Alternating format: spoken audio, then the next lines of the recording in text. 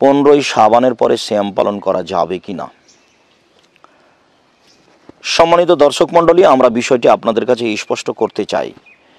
একটি সহিহ হাদিসে বলা হয়েছে, এজান্তাসাবা শাবান ও ফালাতাসুমু, যখন শাবান অর্ধেক হবে তখন তোমরা আর সিয়াম পালন করো না। অপরদিকে একাধিক সহিহ হাদিসে প্রমাণিত হয় যে তোমরা পুরো শাবান সিয়াম পালন করো। কেননা আয়েশা রাদিয়াল্লাহু তাআলা আনহা বলেন, কানান নবী সাল্লাল্লাহু আলাইহি সাল্লাম ইয়াসুমু শাবানা কুল্লাহু, রাসূল সাল্লাল্লাহু আলাইহি সাল্লাম পুরো শাবান সিয়াম পালন করতেন। হাদিস বুখারী মুসলিম।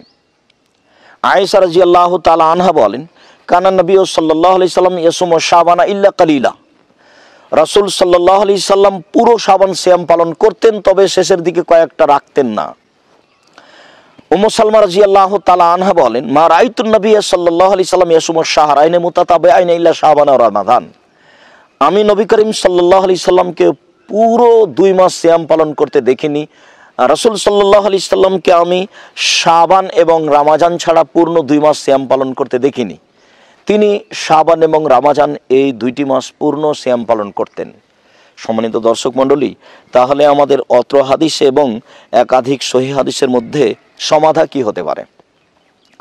আমরা বিষয়টি আপনাদের কাছে স্পষ্ট করে বলতে চাই যে যারা শাবান মাসের প্রথম থেকে সিয়াম পালন করছে, শাবান মাসে বেশি বেশি সিয়াম পালন করব মনে করে, তারা 15ই শাবানের পরেও সিয়াম পালন করবে।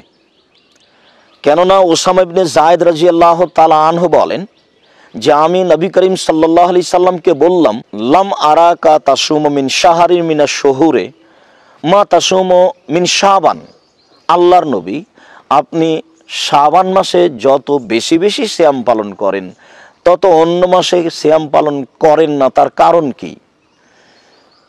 বিষয়টির উত্তরে রাসূল সাল্লাল্লাহু আলাইহি সাল্লাম বলেন, অত্র জিজ্ঞাসার উত্তরে রাসূল সাল্লাল্লাহু আলাইহি সাল্লাম বলেন, দাকা শাহরুন এক ফল না শানহ, এটি একটি মাস, যে মাস হতে মানুষ বেখিয়াল থাকে, অমনোযোগী থাকে।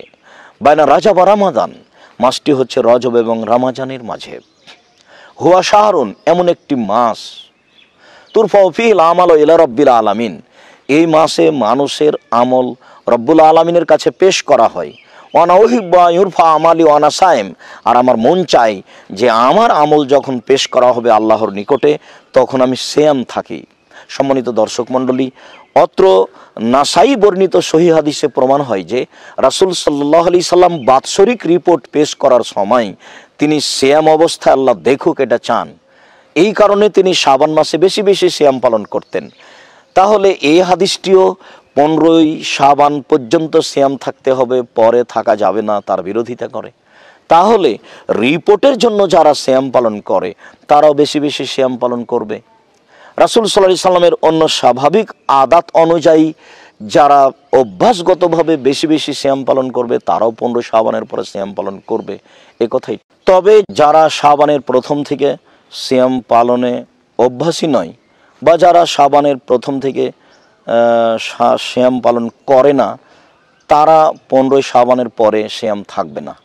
সাথে সাথে যারা বৃহস্পতিবার সোমবার সিয়াম পালনে অভ্যাসী নয় বা প্রতি মাসে 3 দিন সিয়াম পালনে অভ্যাসী নয় বা একদিন সিয়াম রাখার একদিন সিয়াম পালন করা এই নীতিতে অভ্যাসী নয়, তারা 15ই শাবানের পরে সিয়াম পালন করবে না।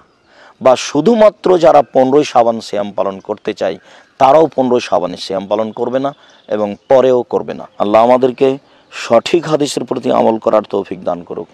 আল্লাহু আ'লাম ওয়া সাল্লাল্লাহু আলান নবী ওয়া সাল্লাম। সর্ববিষয়ে আল্লাহই সর্বাধিক অবগত। নবী করিম সাল্লাল্লাহু আলাইহি সাল্লামের প্রতি দুরুদ ও সালাম অবতীর্ণ হোক। আসসালামু আলাইকুম।